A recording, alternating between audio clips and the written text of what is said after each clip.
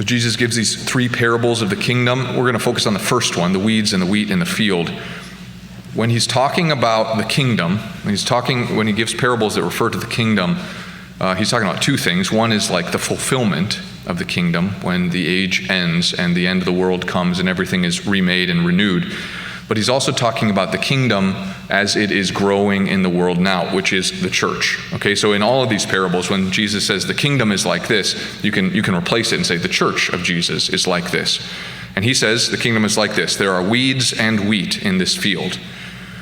That hopefully changes our expectations if they need to be changed.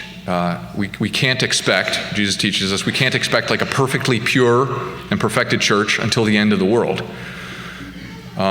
On the other hand, that means that we should expect evildoers or evil actions even amongst those who believe in Jesus and who go to church. It can be a hard thing for us, but Jesus himself says this is what the kingdom is like. This is what it will look like. So our responses to this, I think they usually fall into two categories. On the one hand, we might say, okay, weeds and wheat, I don't think it's that big of a problem. The weeds aren't bothering me. We don't have to do anything. The other one is, yes, it's a problem. It's a big problem, and we need to go and tear out all the weeds. To the first, the one who says, I don't know, it's not really a big problem to me, Jesus, as he says in the gospel today, he says, you have to take it seriously. We can't be naive about this. There is a problem. We have an enemy who is the devil, and it can't be ignored. And to the second group that says we have to uproot all of these weeds, he says, do not pull up the weeds, but let them grow. So what do we do then? What are we supposed to do? We tend the field, and we do it in two ways. Okay, the first one is that we plant more wheat. And the second way is that the wheat that is planted among the weeds, we work to make the wheat strong enough to not be choked by the weeds, but to come to the day of harvest. So, as an example of this, I want to tell you about what I did this week. I was gone up north in Boyne Mountain. I've never been to Boyne Mountain. It's a huge place on this mountainside. It's called Focus Summer Projects. So there are some people here who have done summer projects, or some people here who are Focus missionaries and know what this is about. But I'll tell you about it because most of you have no idea, I think. I didn't know really until this summer. This is my first time doing it. Okay, so our Focus missionaries here at St. Luke, through the school year, they work hard to do the first thing, tending the field. They plant more wheat. They go out on campus and they invite people, whether they're Catholic or not, Christian or not, whatever. They invite them in to meet the Lord. So they spend all the year planting more wheat. But then we got a problem. Summer. They spend all the school year here with their community. They're in prayer and Bible studies and discipleship. And then the summer comes, and if you're a teacher or professor, you know that by the end of the summer, nothing that you were taught during the semester, we will remember nothing. You know, like what happened to the Ottoman Empire? We talked about it for 6 weeks last semester, and I have no idea. And I don't remember algebra anymore. You know, all these sorts of things. So summer is sort of the enemy when the weeds grow, and it can be that there's nobody tending the wheat. So here's the solution. It's summer projects. Basically, Focus, this national organization, partners with some sort of resort, some sort of summer job, and they say, we're going to staff you. We'll send you a bunch of students to work in these different positions, and you have to provide us a space for a priest and a chapel and those sorts of things.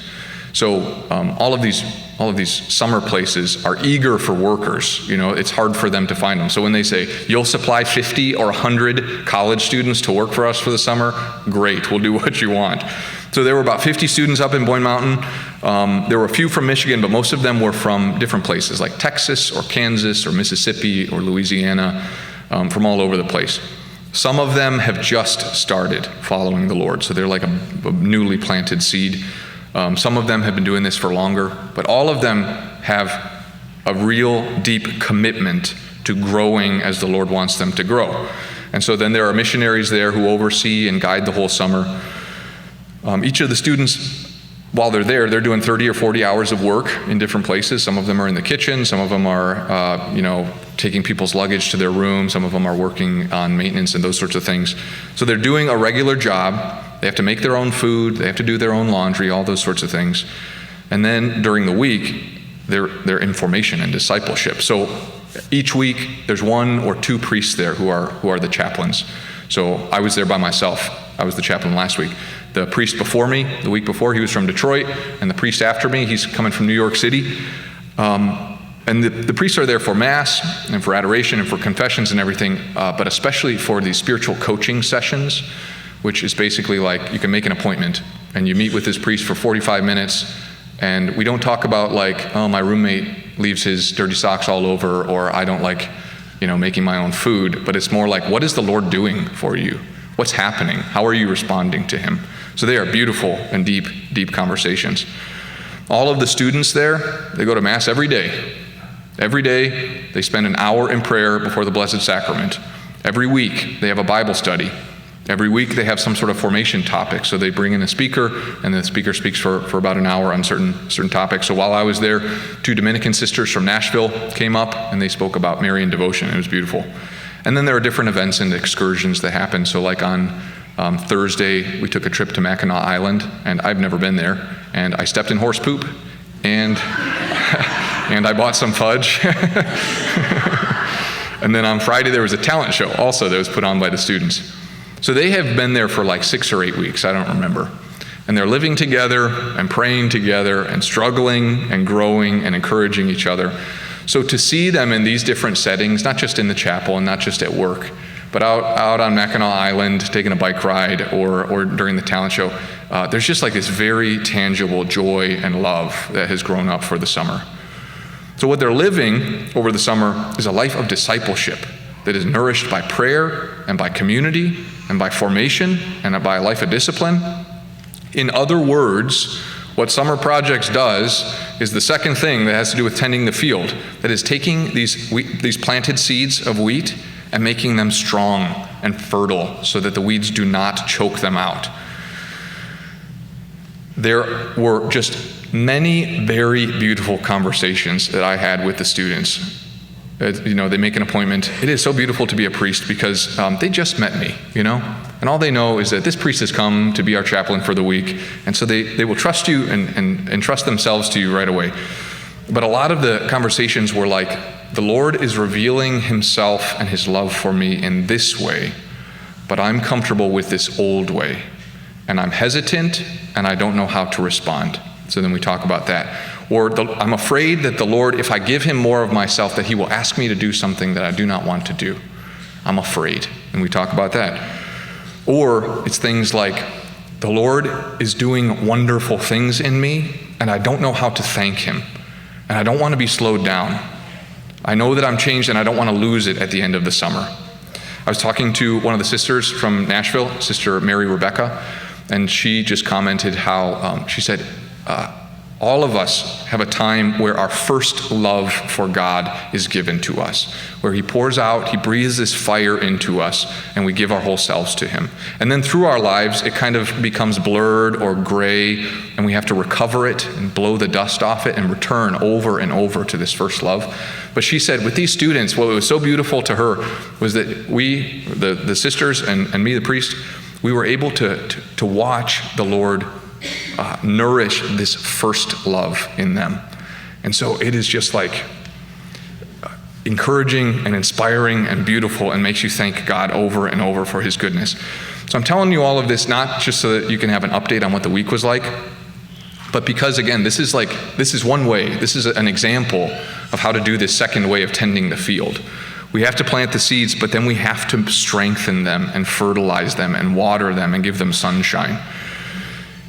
If our priorities can't be pulling the weeds and we can't ignore the problem, yes, we have to plant the wheat and make it stronger. So what I want you to be thinking about, and I don't have answers to this. There are many ways to do this. But how do we do this second thing?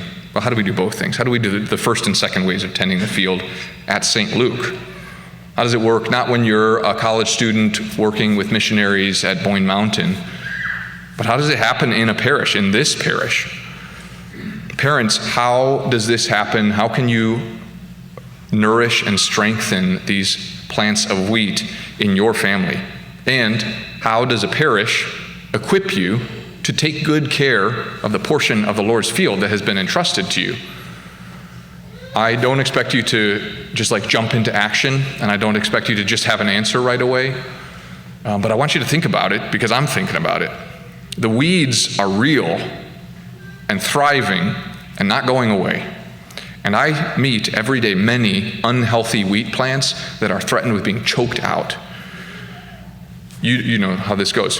Very often, your kids, when they leave the house, they leave the Lord and they don't come back. That's not the life that we want for them, because we know the life that the Lord has is a life of abundance and joy.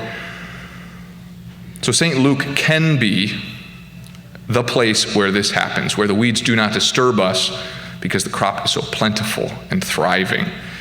It depends on your personal response. So like I said, you don't have to know what to do right away. You don't have to have all the answers, but we do have to do something. We can't stand by. We have to do something, and it has to start with prayer. Your own response to the Lord's call in prayer. So please, please pray with me that the Lord will turn this place into his abundant harvest.